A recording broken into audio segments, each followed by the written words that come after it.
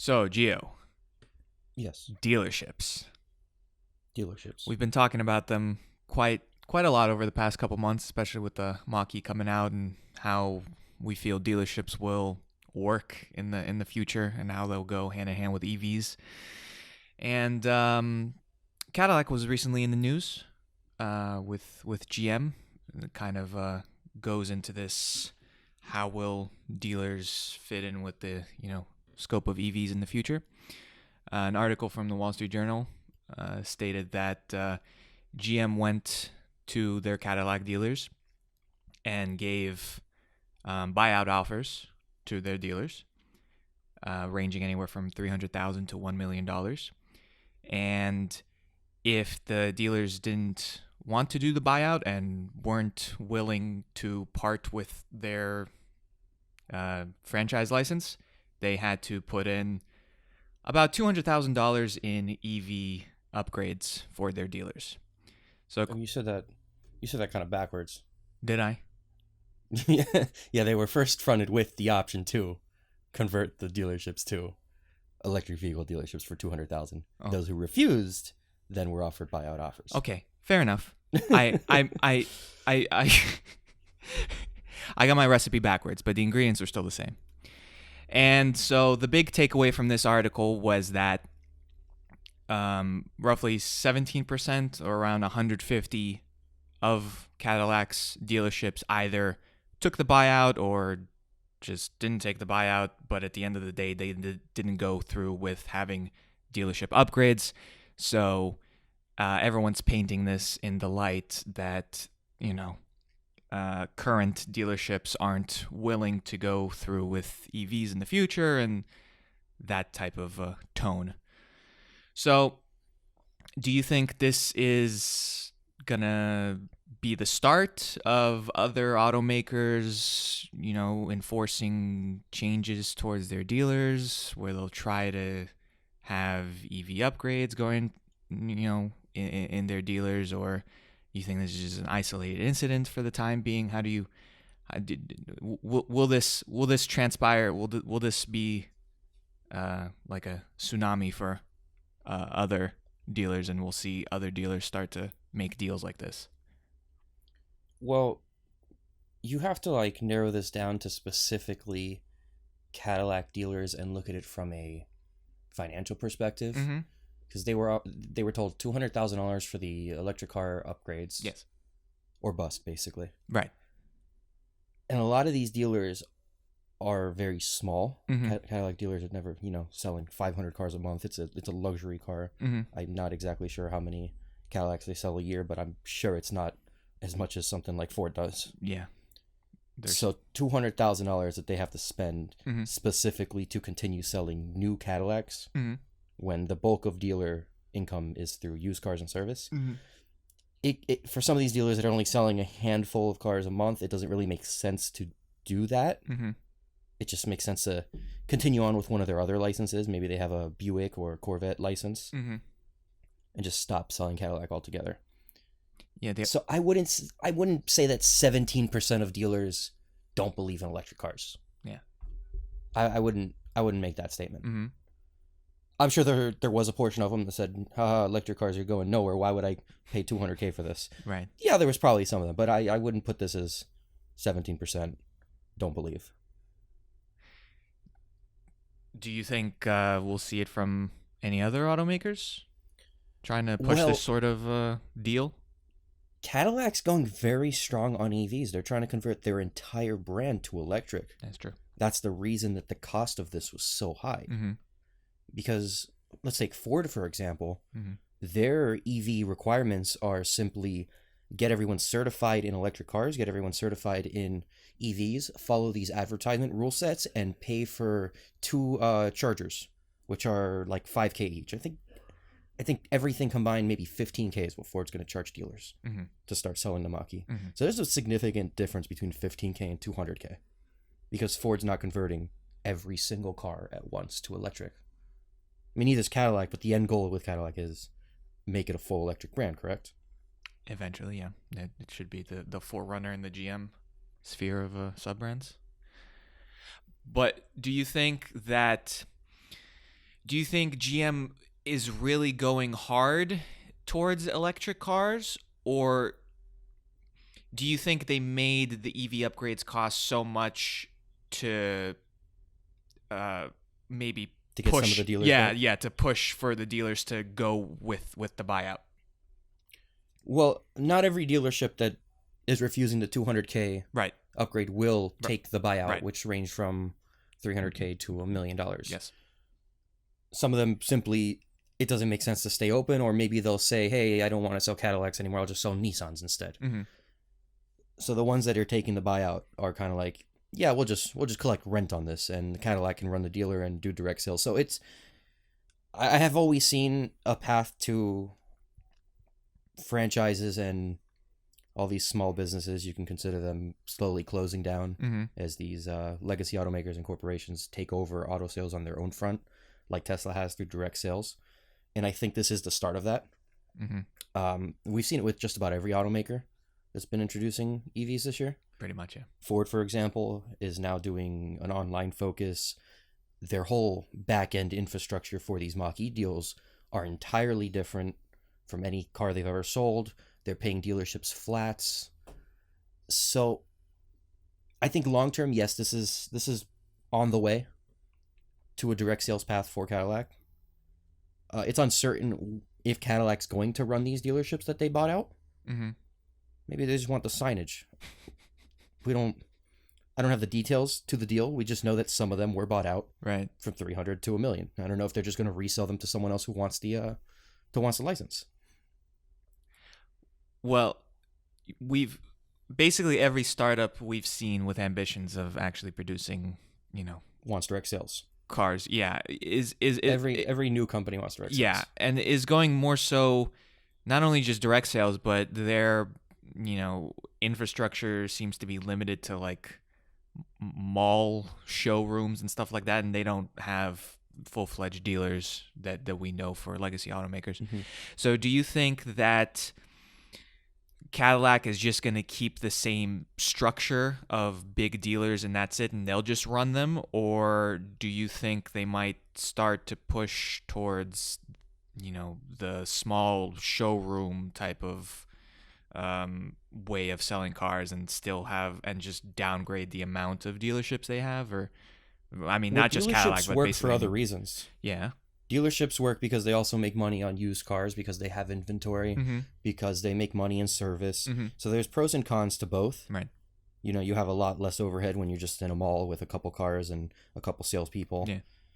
But in Tesla's case, then you can't sell a car same day. You can't hit the customer who wants to be spontaneous and buy a car last minute. True. So there's pros and cons to both. I can't say what direction is going to be standard. Mhm. I don't know, because from a business standpoint, I am a fan of the traditional dealer infrastructure. I'll say not necessarily the way they run, Right. No one wants. but logistically it works, and there's a lot of potential there. Mm-hmm. I don't know what route Cadillac's taken. I don't know what route Ford's taking, but I do know for certain that things are changing in the dealer world. You have to understand something. Like Ford, for example, Ford's franchise network combined profits more than Ford as a manufacturer. Mm-hmm. The numbers are kind of ridiculous when you look at it. If Tesla had a franchise network, they'd probably not be turning a profit every quarter.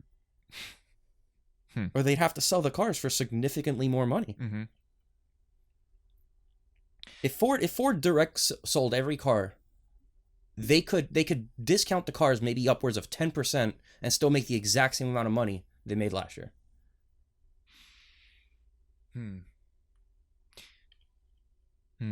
Do you think, I mean, if you had to take a guess, do you think we're going to see the number of dealerships drop over the next 10 years, 15 years, 20 years? Do you think they're going to consolidate them, or? Well, we've already seen consolidation in the dealer world. A lot of these automotive groups, I could list a million, but we'll focus on bigger ones like AutoNation, Mm-hmm. or even CarMax. Mm-hmm. They're kind of buying out these smaller dealers. Mm-hmm. So we're really going to see auto groups get larger and less individual, last name dealers, I'll call them, or first name, last name dealers. Okay. There'll just be a bulk of dealer groups if we stay the traditional dealer route. I do think every legacy automaker wants to get in on direct sales, and I do think they'll succeed because I don't see Tesla and all the others getting restricted. I know that we just saw now it's Michigan that Tesla, Lucid, and everyone trying to do direct sales is not allowed to sell cars there. And these are the dealers lobbying against this. For the most part, the automakers aren't lobbying with them because the automakers want direct sales. Yeah. They would simply make more money. And hopefully in a perfect world, pass that savings on to you, the consumer. But we do know of all these auto groups that are trying to expand, that are buying out smaller dealers. AutoNation, for example, wants to increase their dealer network by 50% within 5 years, something like that. Obviously, we know CarMax internet base is drastically increasing every quarter. This will take away from the mom and pop. Now, I don't want to call it mom and pop like it's a hole-in-the-wall pizza chain. These mom and pops are making millions of dollars a month. It's good pizza. So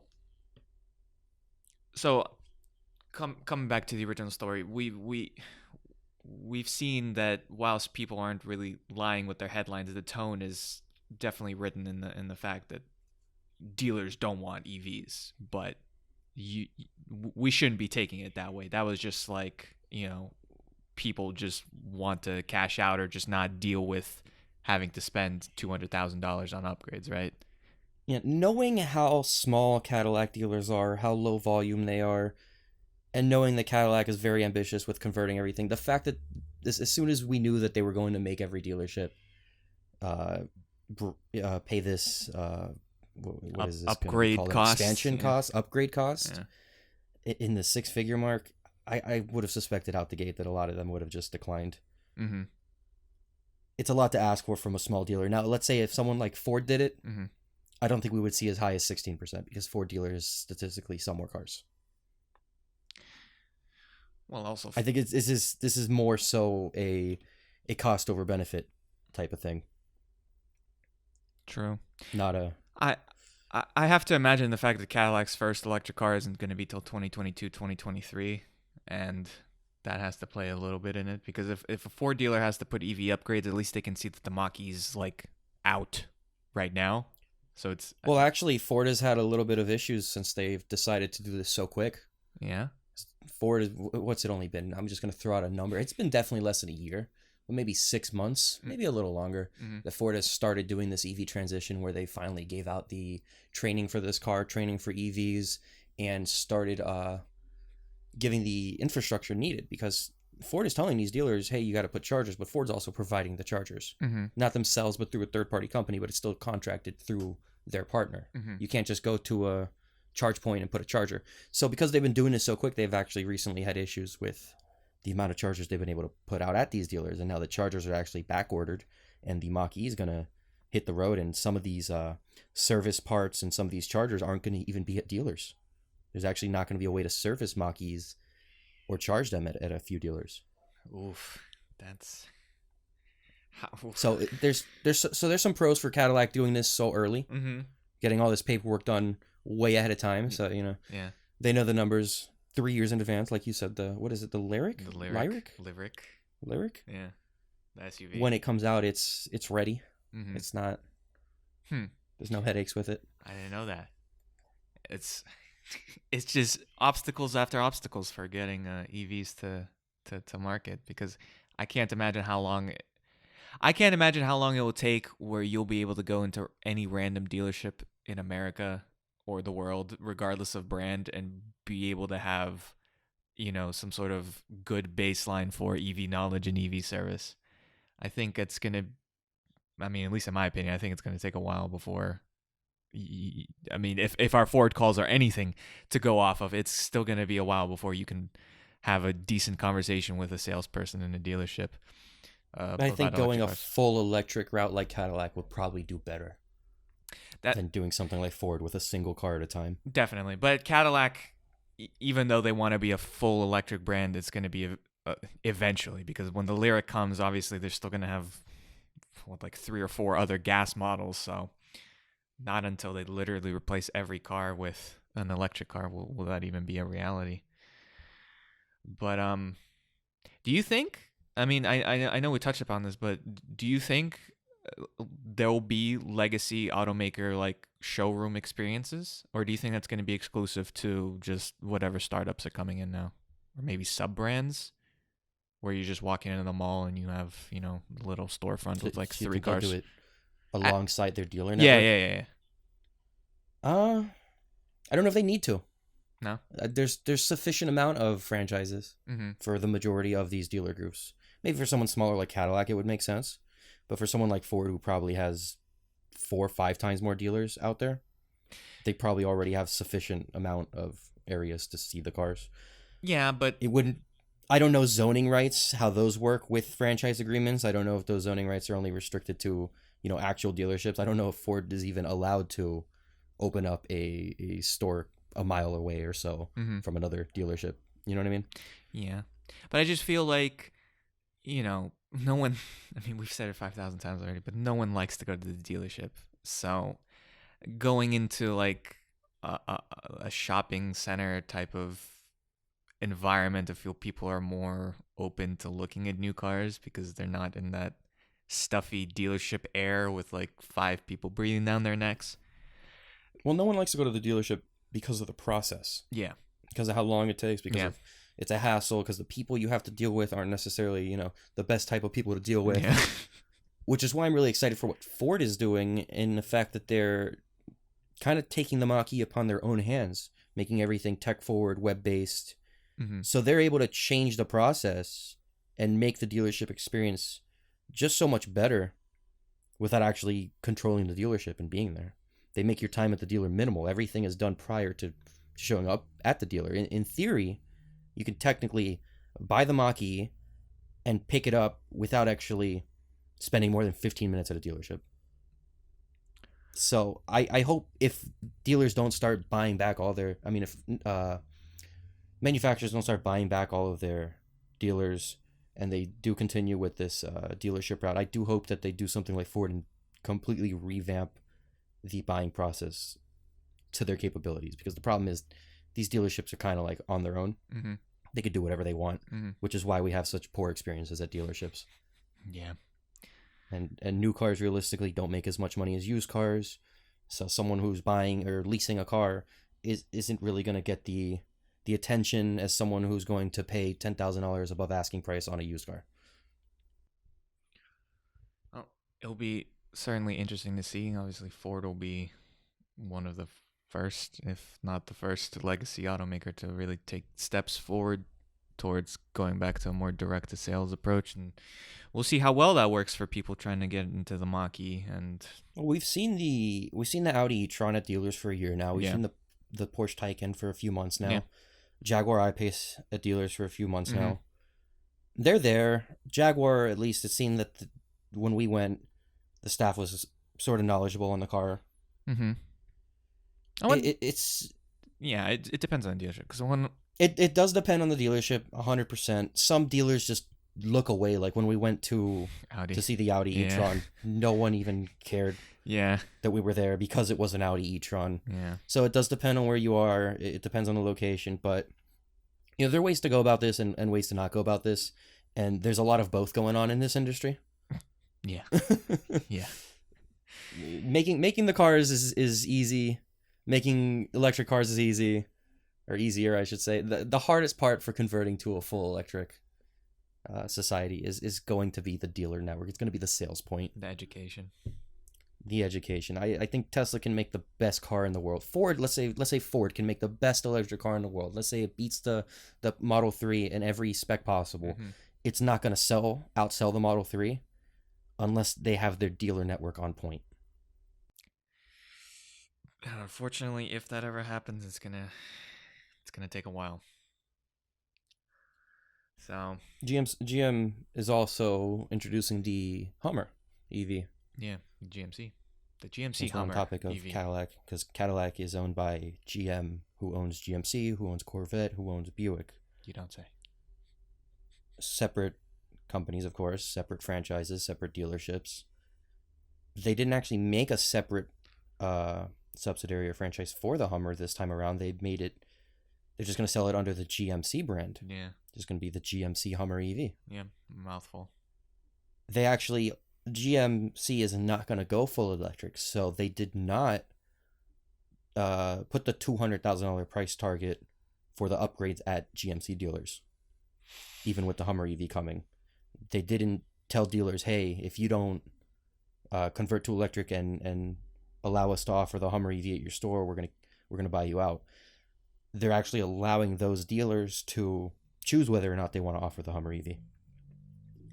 But the ones that I don't know if that's the right route. But the ones that offer the Hummer EV, do they Yeah, of course. The ones that offer the Hummer EV are going to have to get not licensed, but trained in the Hummer EV. They're going to have to get trained in EVs. They're going to have the minimal infrastructure that they require to offer the Hummer EV. Mm-hmm, mm-hmm. But as we've seen with Ford, because that's basically everything that Ford is doing as well. Mm-hmm. Ford dealers aren't requiring dealerships to have the Mach-E. They're not requiring you to sell the Mach-E. We've seen it with Ford, and from our calls to dealerships, that method doesn't necessarily work.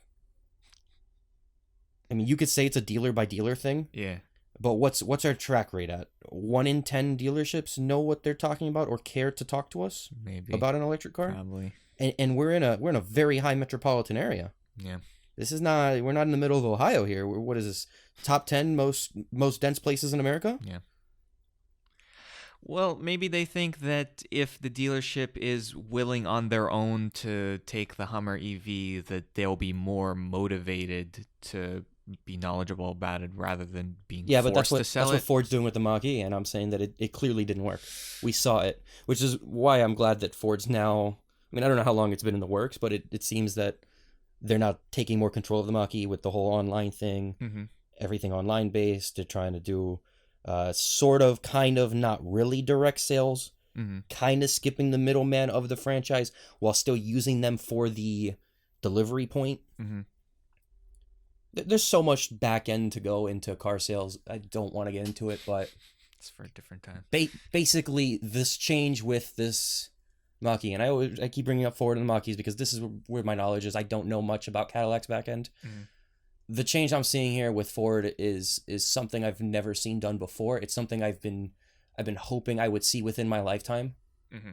And I hope it's the route that every dealer takes if we don't just end up a direct sales route. Mm-hmm. Well, add something to your list to keep watch over, as if keeping up with EV news and autonomous driving news wasn't enough to fill your day. Now you can see the evolution of car dealerships before your very eyes as well. So